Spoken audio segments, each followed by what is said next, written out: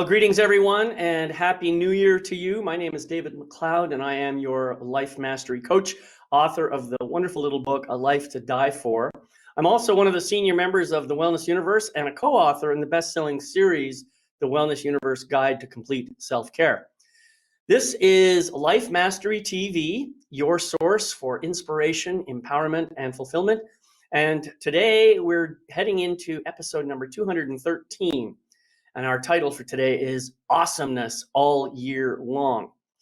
Now, as we begin the new year, this is a time when we have an opportunity, if you like, to reflect on the truth of who we are and what we are here to do. One thing I know about you is that you are a magnificent, awesome being. However, if you're like most people, you might have a hard time acknowledging that, let alone embracing it. So as we move into 2023, I encourage you to participate in today's powerful discussion that will help you to choose awesomeness all year long. And for this episode of Life Mastery TV, I invited back my good friend and the queen of awesomeness, Anna Pereira. She is the founder and CEO of the Wellness Universe, and she makes it her business to support, encourage, and empower people to live their best lives, to expand their wellness practices, and to make a massive difference in the world. She's on a major mission to create a world full of happy, healthy, and healed individuals so that we can all enjoy peace everywhere. So please join me in welcoming Anna Pereira to the program. Welcome, Anna. Thank you so much for being here again. You're muted here at the moment. I am. Thank you. And thank you so much for having me back. I'm really delighted and honored that you had asked me to be your first guest of the year again. And it means a lot to me. So thanks a lot, David. And I love the conversation we're going to have today, too. Well, you and I have had many conversations, not just here on Life Mastery TV, but in many other places. And, I can say for myself that I've just grown to love you and appreciate you and care about you a great deal. To me, you're like the sister I wish I had, So I'm so grateful to have you in my life. Thank you. Yeah, so here we are. Today is now the 4th of January, so everybody's had a chance, I hope, to celebrate. Not the sister for you, though. I mean the brother. Sorry, Anna, I wasn't hearing anything coming, so I was talking over top of you. I'm sorry about that. Anyway, I was just going to say that today is the 4th of January, and everybody's, I guess, had an opportunity to do their initial celebration on New Year's Eve and into New Year's Day. And I hope that everybody's had a chance to think a little bit about what is it that you're planning on bringing forth in the year. How do you plan to show up? What is it you plan to create? What are your intentions? And so I think that's where I'd like to start, Anna. How do you recommend that people get on some kind of an intention and stay on that intention for the year?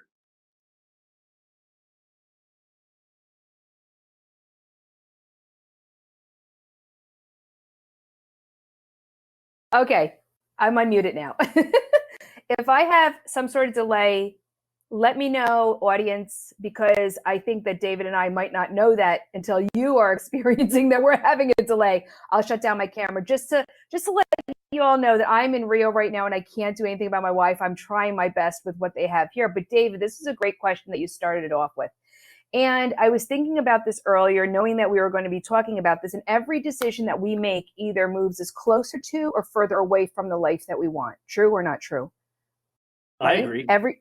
Every decision we make. And it's not just the decision that we make, but it's also the energy around it, because making that decision, thanks, Marisa, making that decision is one thing, but what's the energy that we're putting behind that decision? Are we making that decision to be a people pleaser? Are we making that decision because we feel that we need to, because we feel we're going to be judged in a certain way? Are we making that decision out of truly wanting to our best life experience? So I feel that by creating an intention for the beginning of the year, for the type of life that you want to experience, will always anchor you back, always be able to focus what it is that you want to create for yourself. And I think it's so important Jeanette, our friend Jeanette Stewart, just did a Word of the Year workshop, which was wildly popular. And actually, I didn't even know what word I was going to come up with up until I did that workshop. And once I settled on my word for the year, because my word for the year is always powerful, but it's a growing and an evolution, and through transformation do I arrive at the next word for the next year. And this year I wanted to be carefree. And then of course I created a whole another, I forgot what you call it when you take each of the letters and you create another word out of all the letters, carefree. Because I've had a lot of anagram, yes. And I had a lot of challenges last year, health wise, had a lot of highs and a lot of lows. But I was sorry, I just had to interrupt. It's very appropriate that you, of all people, created an anagram. That's hilarious. That's hilarious. Yes, I did create an anagram.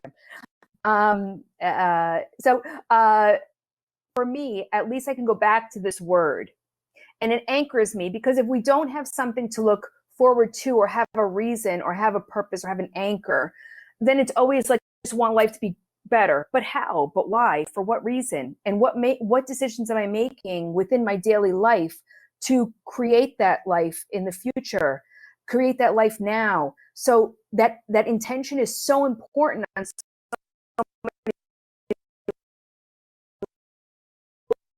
levels, because it's not just like something you do, you write it down, you post it on a mirror, and you look at it every morning. It's something you have to live every moment for the now and for the future, for you to evolve into that life that you want. I didn't get to where I am now by something just poof magically happening and a magic wand waving. Hugo and myself, we lead very intentional lives. We work very hard, and we're very intentional, and also very real and heart-centered in what we do, and we are creating that life. But I think it has a lot to do with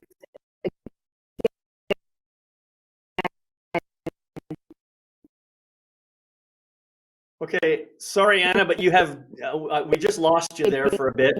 Intention for yourself, and the beginning of the new year is a perfect time to do so. Right.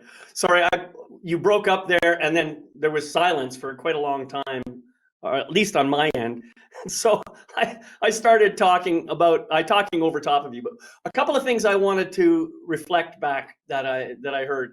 First, you talked about how every choice that we make decides whether we are going to get the life we want or not. And I 100% agree with that. One thing I'd like to add to that, and I think it's very important for people to understand, is this applies to every choice, whether it's conscious or unconscious. And part of the challenge, I think, the ultimate purpose of our growth is to become more and more and more aware, moment by moment, so that we have fewer and fewer unconscious choices. And if you can do that, and that's just a practice, I mean, nobody, I don't think, is perfect at it, but the more you practice just thinking about your choices consciously, the more you can make sure that every choice is aligned with who you really are and what you are here to do.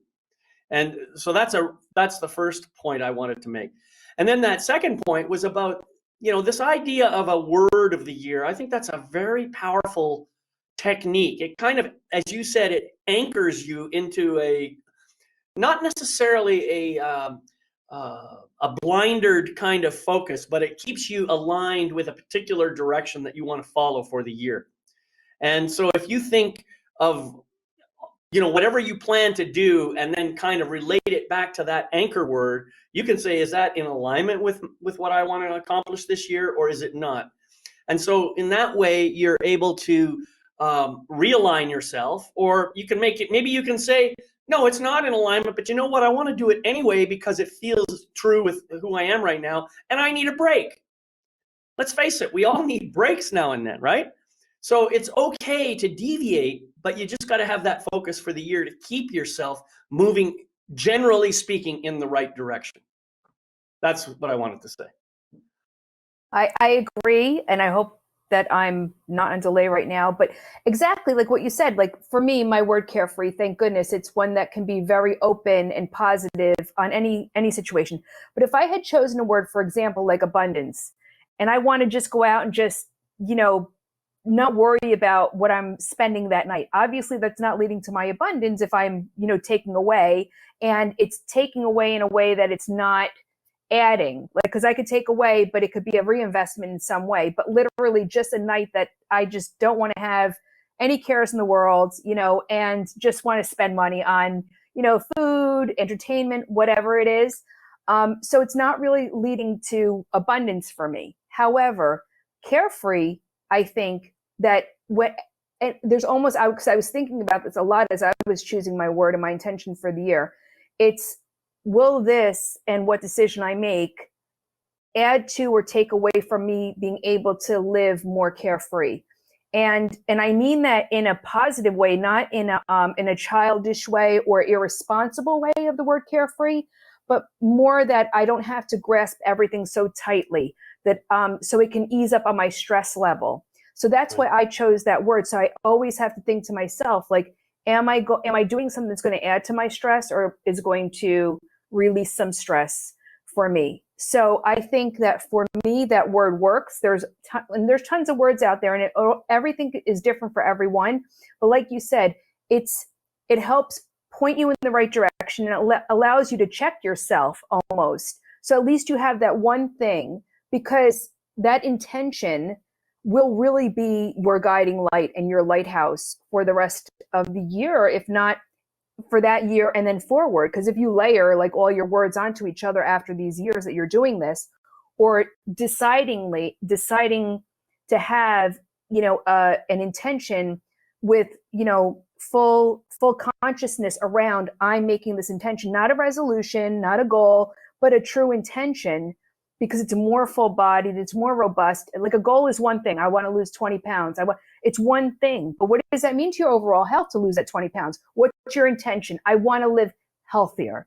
Like, so to me, when you were talking about the idea of bringing up intention, it is so broad and so robust that it really impacts the total well-being of our lives, of which that we interact and engage with ourselves and with others, and how we broadcast that out to the world and how we impact the world, in my opinion, anyway. No, I agree 100%. Well, there's another aspect to that word carefree that I think you probably have thought about this, or maybe you felt into it and maybe not thought about it so much.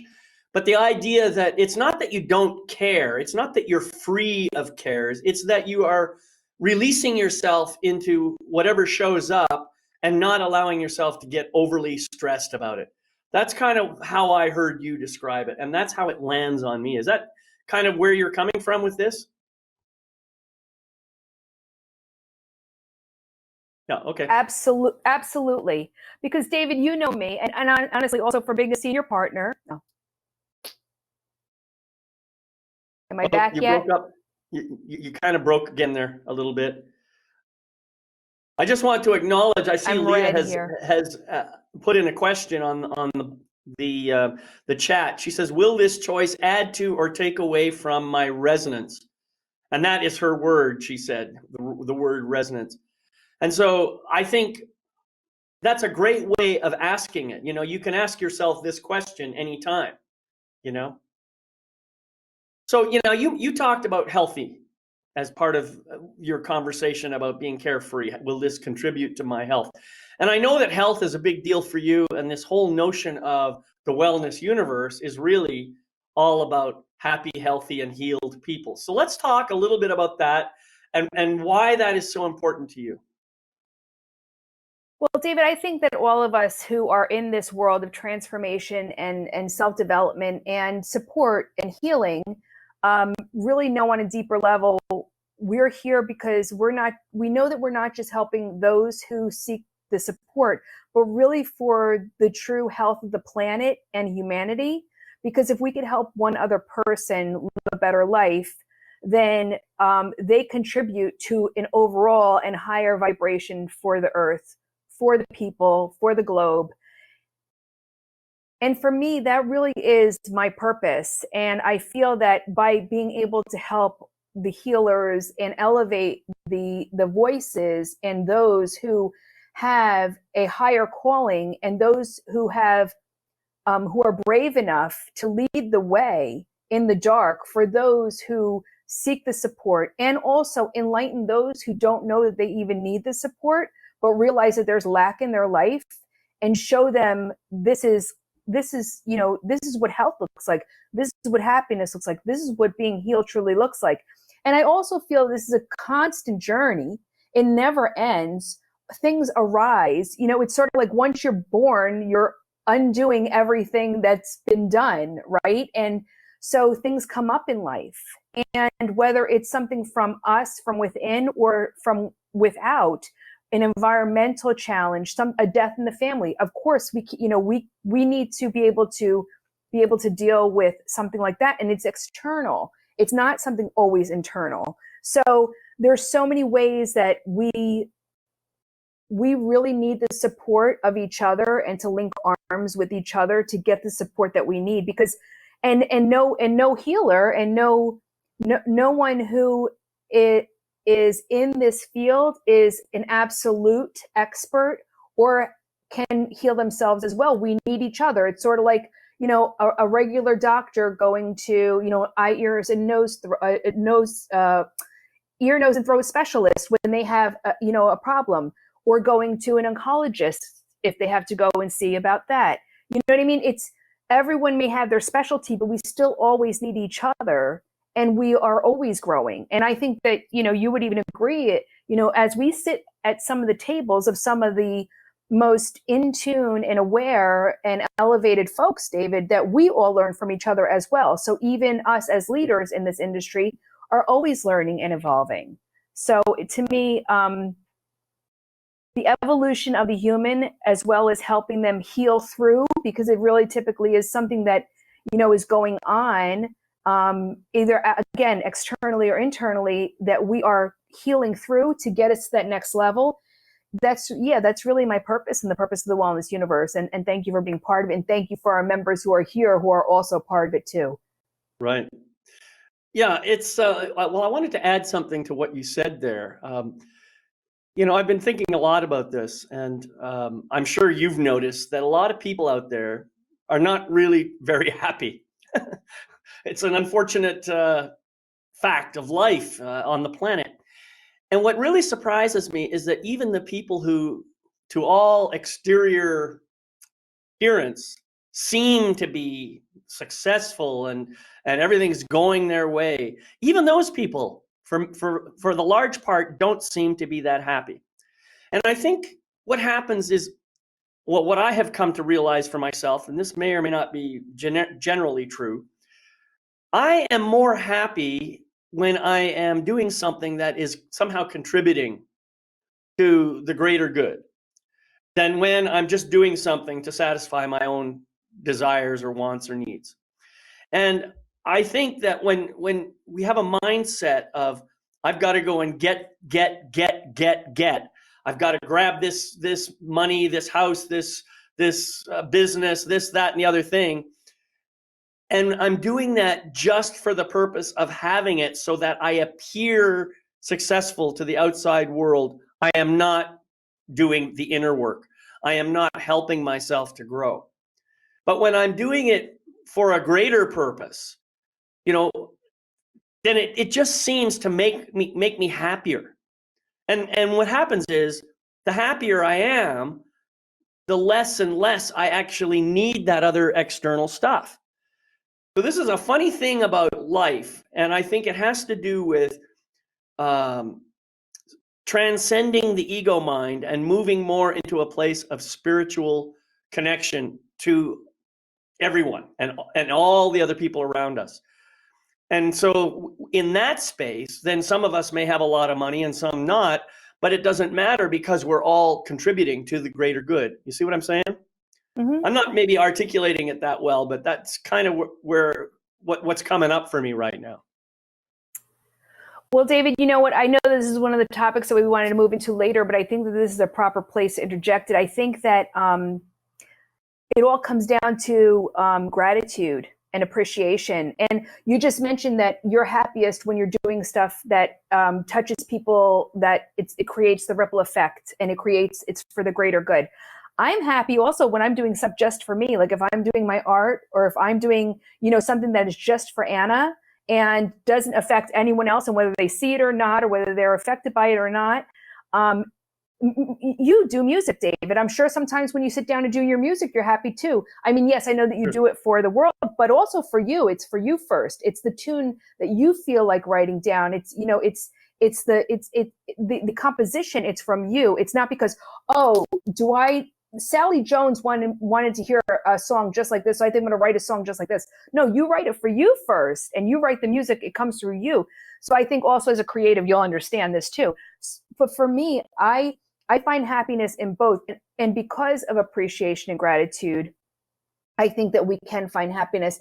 And like you said, a lot of the world isn't happy right now. And it's sad. I mean, just recently, we've witnessed several different instances through, celebrities in the world. Like the DJ Twitch, he committed suicide just a couple of weeks ago. I mean, you would have thought the guy's the happiest guy in the world, between him and his wife and all the projects that they have that affect other people. So even though he was working in the world of affecting other people's happiness and joy, and, inspiring other people and creating great joy in the world, here's somebody that for whatever reason, created suicide. And I didn't,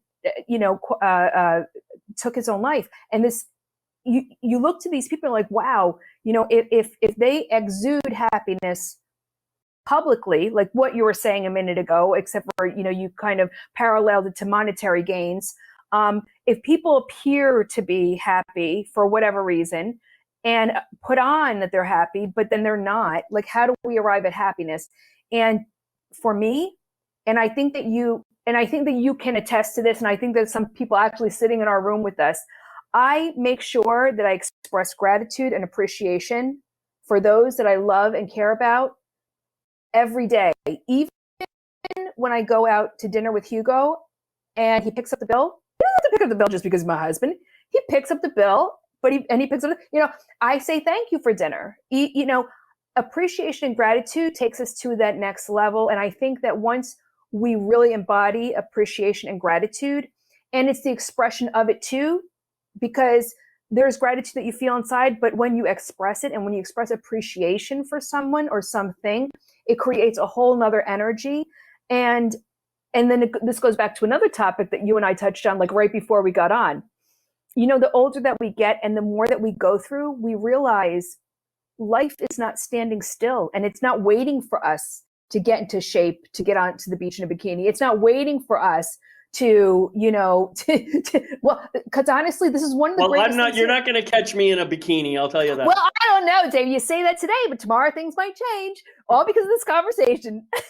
But that's one of the things here. You go out to the beach in Brazil, everybody's wearing a bikini, doesn't matter what they are. But in the US, it's always like, get bikini ready, they don't care here because they're enjoying life. They know what happiness is. That's all there is to it, to live a happy life. And I think that once you appreciate yourself, your health, those that you love, those that love you, and you express it, it creates a different dynamic in your life. And you can live much more happier when you're in that vibe and that energy. I wish that I could read all these comments. I got to throw my glasses. Carol just said, dang, David, now I'm out of here. Carol. Yeah. Well, I guess each of us has our own wishes, right? But Carol did say something back earlier on about when we create for the sake of it, it will affect others. It's the nature of our existence. We also don't have control of how it's received. Now, I think all of those are true statements. And I was going to actually comment on that when you were talking about, for example, my love of creating music. There's something amazing about just being in that flow of creation, being in that focus. I'm not really thinking about who I am or what I'm doing. I'm in the process of creating something. It's like I'm somehow manifesting an external representation of who I am through this medium that I am creating through. And I know you do the same thing with jewelry and with artwork and other kinds of stuff that you do. It's part of our nature. We are creative beings. And so when we stifle that creativity, especially if we're young kids and we're told, oh, you have a lousy voice. All you got to be told when you're a kid, it only has to happen once, and that's enough to shut you up and to close you down from being that creative force, which is really unfortunate. I can understand that a parent might get a little bit frustrated or impatient with a child who's struggling to learn how to play a violin and keeps hitting those scratchy notes, But we have to be encouraging. Otherwise, that we can shut down that spark altogether. And when we shut down that spark, that leads that person into being unhappy because he or she is not really free in her own mind or his own mind to express that creativity that's just naturally there. So a big part of our work, I think, is to free ourselves from all of those stories and the false ideas that we've taken on, the false beliefs. Just release them and come back to the truth of who we really are and simply say, all right, maybe I don't have the world's greatest voice, but I don't give a shit. I'm going to sing anyway. That's somehow we all have to do that. I mean, think about somebody like Johnny Cash or Leonard Cohen. I mean, most people would say by any normal definition, they weren't the greatest singers, but they had some kind of quality about them that made them, that brought to us a desire to listen to them. You know what I'm saying? Yeah, we can't all be Pavarottis and all those fancy, great singers, but we also can't all be Johnny Cash either. Each of us has our own beautiful way of expressing, and I think we need to learn by unlearning all that old story stuff. We have to learn to accept and embrace and love and express the truth of who we really are. And that's what we're talking about here. Awesomeness. That's what it is. David, that's one of the key elixirs, I'm going to say, or key ingredients to this elixir. And I wanted to bring that up as well. And really it is being okay with who you are. That's the toughest thing as we get older, being okay, because we're constantly, critiquing ourselves or judging ourselves until we get to the point where, again, we don't give a shit, like you said, right. Until we get to that point. But as we climb that mountain to the I don't give a shit, we are constantly critiquing ourselves, whether you're a parent, then a grandparent knows because they've been around, they've been through it already. One time, hey, Kimmery.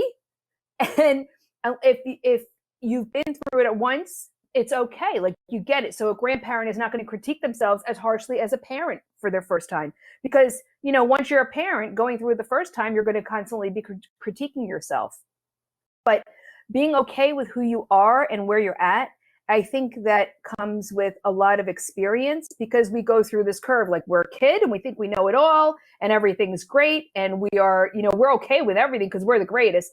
And then you go through this judgment period, and then it's, oh my gosh, you're questioning everything. And am I doing anything at all right? And then until we get to that point where it's like, okay, I don't give a shit anymore. But up until that point, really, it's the, I got to be okay with me to enjoy my life and to be able to get to those heart-centered decisions, which is, one of the other things that we're going to be talking about. Like, how do you get to that? Well, first you got to be okay with who you are and where you're at in life. And you have to be, really, you have to be really conscientious with your heart and your soul and where you're at and who you are in life at, where you're at the moment. Yeah. Beautiful. Thank you. Kimmery, welcome. Glad to see you on the show. I'm wondering, this is just supposed to be an interview with me and Anna. Would you mind just going off camera, and anything you want to share, just share in the chat below? Okay, great. Thank you very much.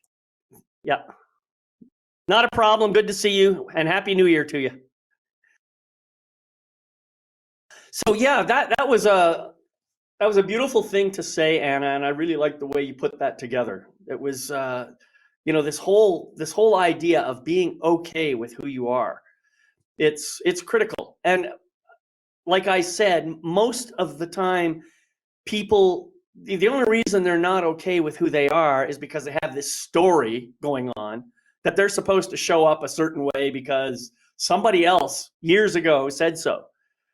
And the truth of the matter is, well, it might have been your parents or some other caregivers that were giving you this message, and it might have been important at the time to kind of help you fit into society, but they didn't really.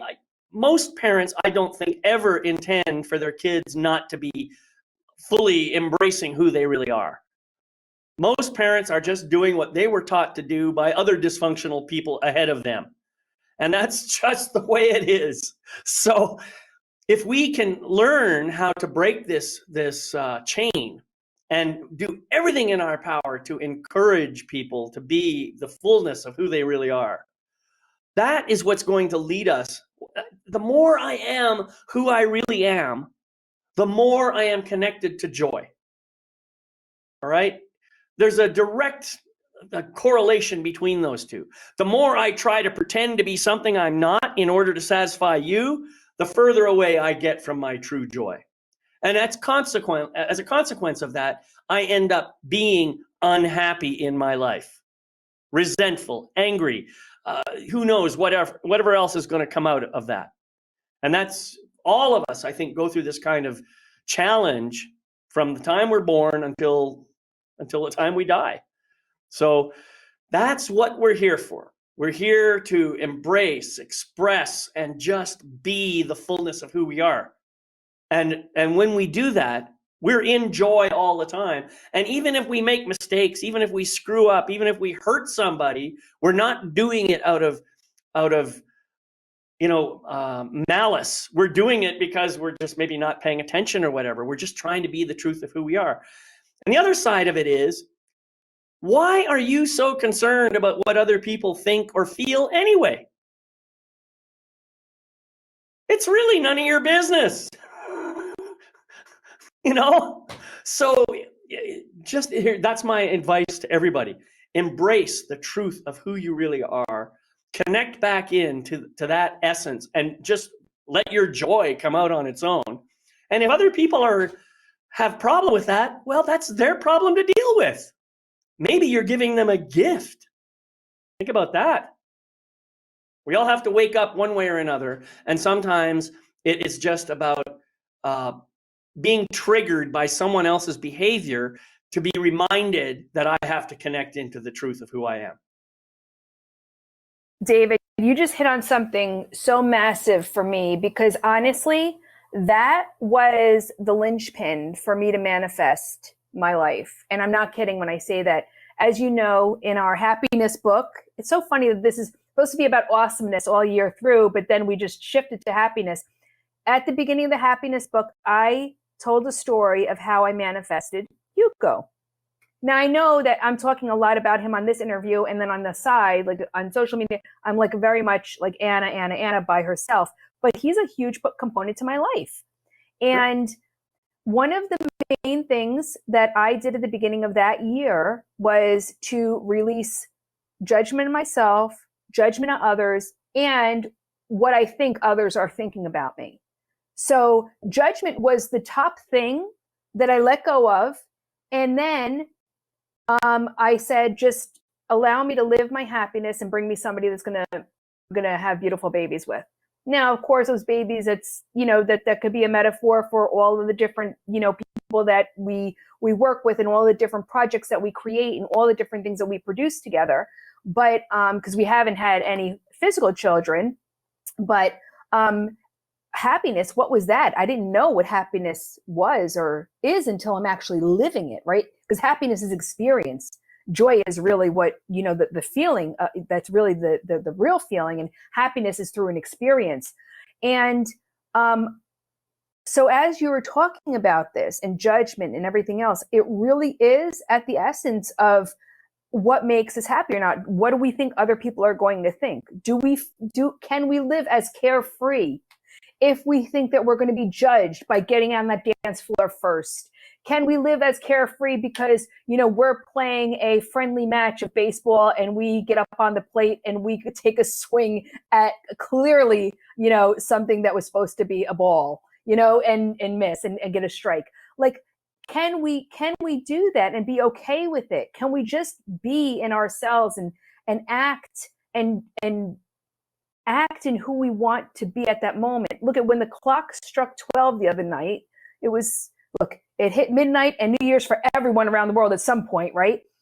If that clock struck 12 and I wanted to be up on the dance floor dancing, a few minutes before, a few minutes after, if I didn't do that because I was afraid of what other people thought, there might not be another opportunity for me to get out on a dance floor until next New Year's Eve. So why would I not do that? And who knows if I'm going to see next New Year's Eve for whatever reason. So it's kind of morbid to think of it that way, but I'm just saying, I'm trying to be as realistic as possible. You have to be okay with yourself, and you have to seize the moment. Right. Moment. Right. And that's a very, very good point that you just made, and I want to highlight it again because I think it's important. If you are being called to do something today and you don't do it, you may not ever get another opportunity. That's not to say that you won't ever get an opportunity. It's just to say that if you don't do it, you may not get the opportunity. So this comes back to the question of choice that we talked about before. I am about to make a choice, and the question that I have to ask myself is, first, is this choice in alignment with who I really am? If I choose one direction, is that in alignment with who I really am? Or not? And if I can say yes, then I can say, then it's really no reason for me not to choose it. Is there a good reason for me to delay? Ask that question. These are important questions and things that most people don't think about most of the time. This requires a high level of awareness, and we talked about that before too. The more you can become aware of your choices in every moment, the more you can be checking to make sure that they are in alignment with who you really are, and alignment with the intention that you've created for your year. So I just want to say that about that. The other thing I want to comment on, Marisa made a comment here. She said, our level of joy is a barometer of where we stand in relationship to being in alignment with who we really are. I couldn't agree more, although I might change the wording slightly. I think I would say our experience of joy is a barometer of where we stand. In other words, the more I experience joy, what does the level of joy mean? Can I have more joy than I ever have? I guess I can. But anyway, that's just my interpretation. And Carol said, we are so conditioned to compare ourselves to others. And when we release that knee-jerk reaction, life becomes more joyful and simpler. Totally. And that's what we've been talking about here. It's beautiful. All of this is all coming together, and it's really, really important. So you talked about being carefree, and I talked about not giving a shit. So that maybe we are on the same wavelength in that regard. I talked about not giving a shit also. You got to get to that one. Well, I think we should be very clear about this. It's like it's not that I don't care. What I am trying to do with my life is to reduce the amount of energy I put into trying to do things because I think you want me to do them that way. So I do care what you think, but I'm not going to let what you think decide for me. I will take that care, that idea, and factor it into my whole process, and then I will respond accordingly. That's what I mean by not caring, okay?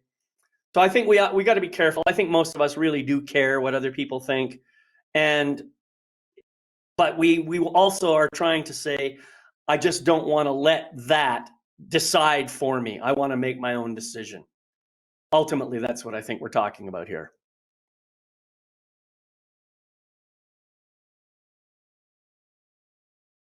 Oh, absolutely, David. I think that, can you hear me? Yeah, okay. You're there. Yeah. It's green. Okay, can you hear me now? Yep. Okay. I think that everyone here is, intelligent enough to understand that we joke, we jest, that it's really that, to say that, we don't care, we don't, or we don't give a shit. It really is more to the fact that, is this going to affect my personal joy? Am I going to base my decision and my actions on how you think of me and what you think that what I'm doing here, if it offends you or changes how you think of me in a certain way? And I think that that's really what we're talking about here. Or if it's really worth my time, if it's if somebody's passing judgment on me and I know that they haven't been through my experience, for example, how can they possibly pass judgment if they don't understand where I'm coming from or have the open-mindedness enough to take into consideration where I'm coming from? This is another point that I wanted to bring up also.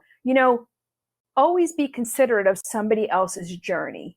That helps you to live a more awesome life as well. Because then you always can say, like, you don't know what that person's been through. Like, you don't know where they're coming from. Have inquiry into, like, what's going on. Have some compassion, have some empathy, have some openness and an open heart, because this adds to your joy and you living your awesome life through the year if you can operate from that perspective rather than, be on the other side of that. So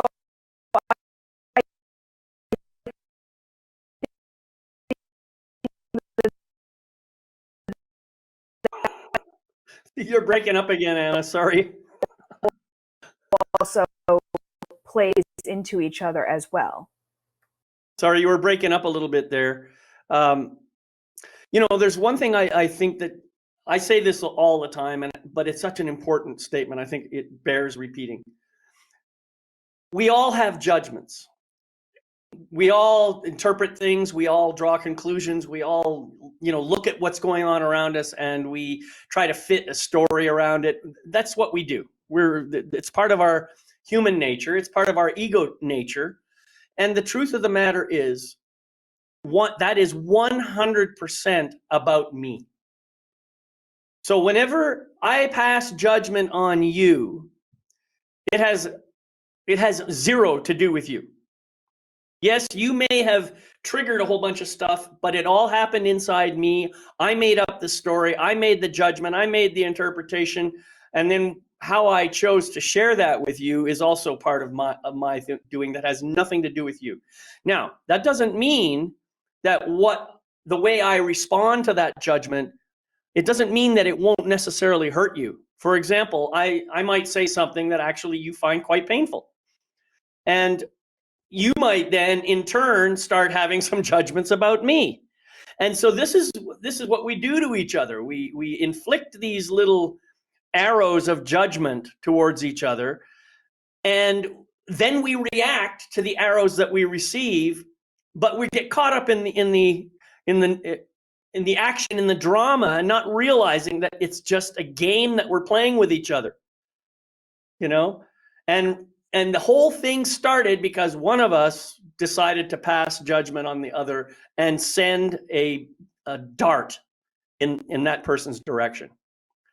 Now, I have a friend who used to say, one of my goals, he said to me, one of my goals is anytime someone sends me a dart, I try to see a flower coming at me. Because he says, whatever they're doing it out of some desire to give or receive love. And that's true. That is the ultimate truth. All of us are trying to do things. All of us are motivated at our deepest level by the desire to give or receive love. And if we can remember that, then maybe the judgment that's coming to us is actually intended from a place of love, even though it might look very dysfunctional. Mm-hmm. So judgments, whenever I have a judgment of another person, it's an opportunity for me to look at how I'm judging myself. What aspect of myself am I not willing to look at or love or accept or embrace? And I'm seeing it show up in the other person. That's often what's going on. I mean, a judgment is nothing more than an externalized form of projection. That's all it is. So it's an opportunity for us to learn. And since our objective is to be awesome all year long, then let that, anytime you have a judgment, let that be a reminder about how awesome you really are. Not in an egotistical way, but in a truly spiritual and magnificent way. And I think, again, David, everything that you were just saying, again, I think that the remedy for this is just to have more gratitude and more appreciation. Really, in the end of the day, because everybody can walk around disgruntled and why me, or my life, or how come this always happens to me? Look, when I fell last year and broke my ankle, I didn't say, oh, why me? Why did this happen to me? It happened. And now, like, it's the road to recovery. That's my mission. Like, I didn't question, I didn't shake my fist at the sky and, and curse God. No, it happened. I wasn't happy about it. Let's be clear. But let's focus on what needs to be done now. And let's just be grateful that I didn't do worse. It could have been much worse. If it was concrete, I could have cracked my head open. And if it was that, then I'd have to find another way to be grateful, for that scenario. Literally, it's gratitude and appreciation are the foundation to so much. And again, it's even giving appreciation to yourself. Like I said before, as we talked about, it's being okay with who you are, but more so than that, appreciating. David, we were talking, those brief 2 minutes that we talked about before we even went live on air was about, where we're at in life. And the further we go on in life and the more that we want to do, the less we see that we're having cooperation from external forces around us to do those things in life. But really have appreciation. I am so grateful. Like, my eyesight is getting worse and worse. You see me wearing glasses all the time, but I appreciate that. God, I have vision. I have sight. I can walk. I'm healthy. All of these things. Just have appreciation for those small things in your life, and and gift it to those as well. Pass on the gratitude. Pass on the blessings. All of these things keep that positive energy flowing, and the focus on the positive, and the focus on the outcome, and more of what you want to receive. And it'll keep happening in abundance. And for me, that is another thing really to really encourage more awesomeness throughout the year. Yeah, I love that. And you're absolutely right. I think gratitude and appreciation are really very, very important elements of this. And one way, it's not always easy necessarily to be grateful for a situation. But one thing that I have learned for myself that helps me to remember to be grateful is to ask a couple of questions. And one question is, okay, this situation that is here in front of me, I invited it in for somehow. Some combination of things that I did brought it to me. Now, I'm curious about what I did to bring this situation in my life, so maybe I can learn from that. But at the same time, I'd like to know, so what is the gift? What is the gift that I am bringing myself with this particular combination of events? When I can ask that question, I immediately put myself into that space of gratitude and appreciation, because now I start looking for the gift. I start looking for the benefit. Mm-hmm. Now, I remember when you talked about when you broke your ankle, I remember, I think it was the same day or maybe the day after I spoke to you about that. And I heard you say, I think there's a sign here from the universe that I'm supposed to slow down a little bit. Slow down. Yep. And I heard gratitude in that statement. So even though you may not have expressed it to me as gratitude, that's what I heard. And I think that you came to see that for yourself later on. So even something that seems awful and really painful and not at all something that you would inflict upon yourself, it might be an invitation from the universe to do something that you've been asking for yourself in other ways. Like maybe, for example, Anna, you were asking, all right, how can I offload some of this stuff so I don't feel quite so much stress. And maybe the universe responded in some way. And maybe you weren't quite listening yet. And maybe the universe said, okay, you really want to know? Stop.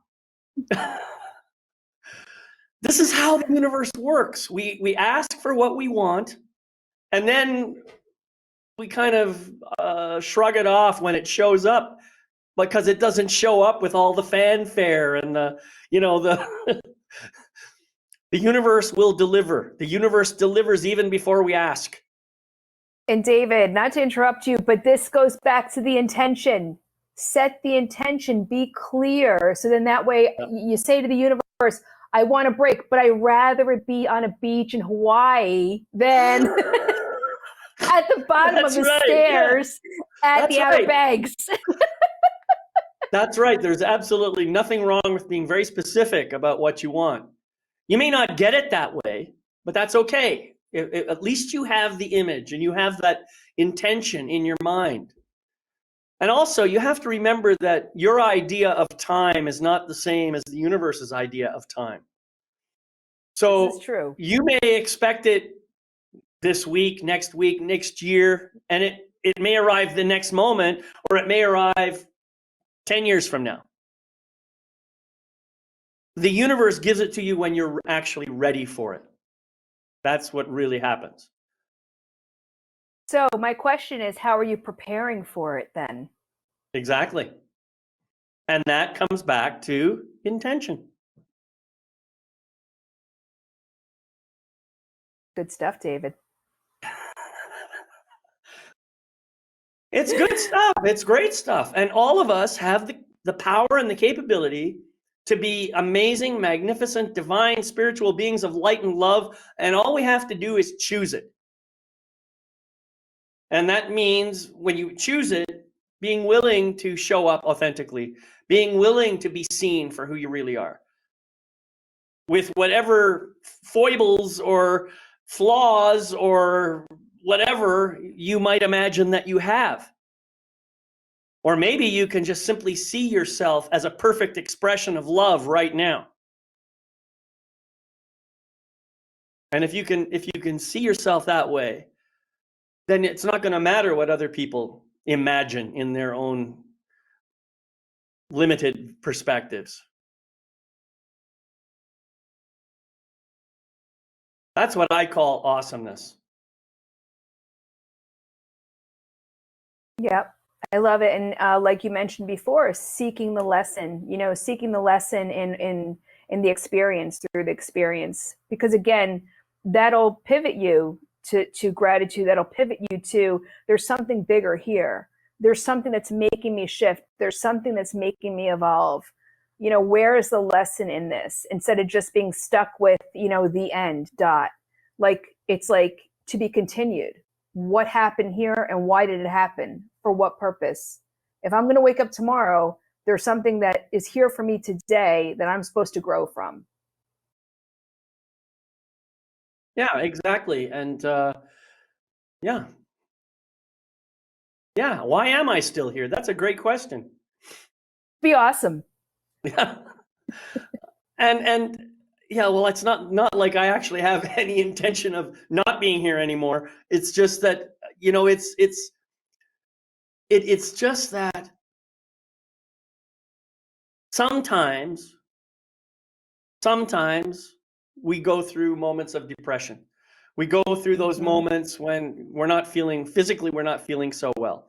We're not feeling as good as we'd like to feel. And maybe you have a thought run through your head, oh man, I've just had enough. I've got to get the hell off this planet, or some silly thing like that.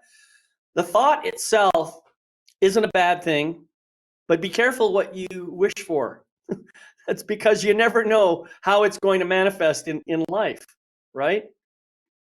And maybe what you mean when you say, I want to get off this planet, is you want to take a break, have a nice deep sleep, and dream about visiting other planets or something like that. So just be very, very careful about what you think and what you want. Carol says, you two are awesomeness. Thank you so much, Carol. I appreciate that. She said, this has been wonderful, and I have to jump off to another meeting. Well, thank you for being here, Carol. We'll see you next time. Anyway, Anna, I guess the last thing I want to talk about before we close out is this notion. We kind of alluded to it earlier on, but I want to come back to it now. And that's bringing back our attention to heart-centered choices. Okay, so what do you want to say about that? You know, a lot, again, going back to each decision we make and each action we take moves us closer or further away from the life that we want to experience, right? And I think that when you are making your decisions from a heart-centered, grounded mindset, your choices are, I don't even want to use the word authentic, because they're authentic if they're heart, you know, even if they're ego-based, because they're authentically ego-based. But if they're heart-centered, you're making those choices in the highest and greatest good of yourself.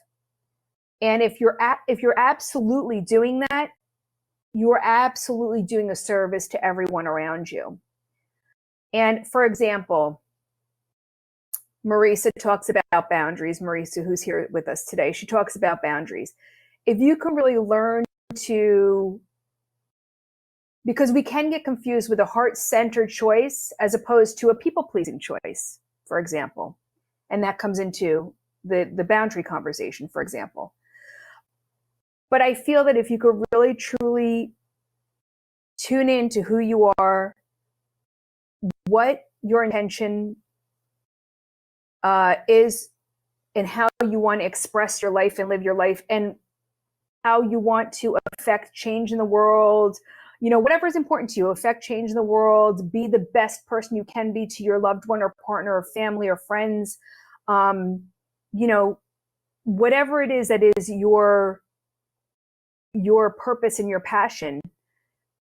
When you're really aligned with the decisions you make and the choices that you make from the heart, and some choices are hard. Don't think that a heart-centered choice is an easy choice either. It can be very difficult sometimes, and it, you know, it can cause pain for others around you sometimes, but it has to be heart-centered from your perspective.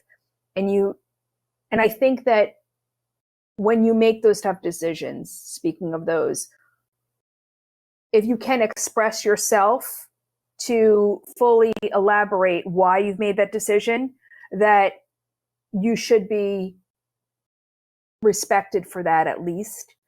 But I think in the long run, if you can really tune into your heart and what your heart-based decision is, that in the long run, it will be better for everyone. And it really comes down to, you know, tuning into what your gut is telling you and what your heart is telling you, and lastly, what your head is telling you, because it sometimes has no rationale to it.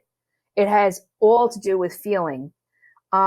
Yes, rationale sets the choice in front of you, the black and the white of it, but you have to really tune into what's going on here and in your gut to really decide what's good for you.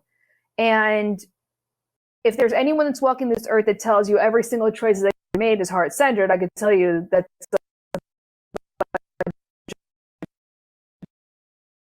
Yeah, the people who are capable of making 100% heart-centered choices are pretty rare, I would say. even I've made. Sorry, Anna. All we're getting is little stutters. Because I was reactive, or I, again, thought, you know, am I going to be judged? Absolutely. Sorry, Anna, I don't know if you realized that you just went off camera. Am I coming back? Yeah, I can. Can you hear me? Can you hear me okay? Yep. Can you hear me? Well, you were breaking up really badly towards the end of that thing there. Can you hear me? Yeah, I can hear you. Can you hear me? Okay, good. So I just wanted to say what you were saying, I resonate with completely, this idea of heart-centered choice. And I see Kathy put in a comment, heart-centered choices pull us forward. And I think that's true. That's what we've been talking about. as long as they are heart-centered and in alignment with our intention for the year. But Anne, I want to say thank you so much for being here today. It's been an awesome conversation, even with the little bit of, the technical stuff that we've had. And I just want to say I always enjoy having conversations with you. I think that, there's a way that we create magic that doesn't happen with everybody else that I talk to. So thank you for that. Thank you. And well, thank you, David. I just want to say I really appreciate that you were willing to come on and share this. And I hope everybody here who was watching today got benefit out of it. I'd like to remind you that you can catch the recordings for this show and all my other previous shows on my website at lifemasterytv.com. That's life-mastery-tv.com. So awesomeness, it's not just a cute buzzword. It's a state of being. Awesomeness is what you really are down at your core. All you have to do is open your heart and soul, set your clear intentions for what you want to create in the world, and tap into the boundless field of gratitude. And in no time at all, awesomeness will transform from a concept to a reality. And you can get to experience that completely if you like. So friends, I invite you to remember to practice the Life Mastery mantra every day. It goes like this. I gratefully forgive the imperfect being I have been in the past. I gratefully accept the magnificent being I am right now. I gratefully welcome the evolved being I am becoming in each new moment. So until we meet again, my name is David McLeod. I am your Life Mastery Coach, wishing you love, light, and blessings on your continuing journey. I'll see you again next time on Life Mastery TV. Bye-bye.